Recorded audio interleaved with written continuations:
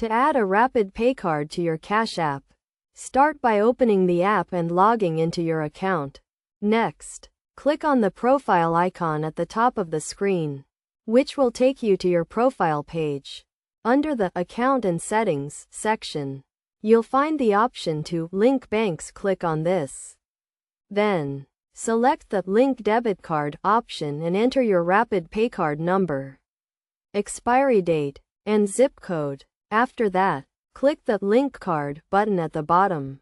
Your Rapid Pay card should now be linked to your Cash App. If this doesn't work, you can also try clicking on the No Card option.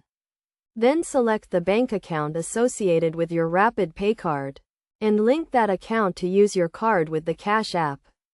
This process is quick and easy to follow, and once completed, you'll be able to use your Rapid Pay card with your Cash App.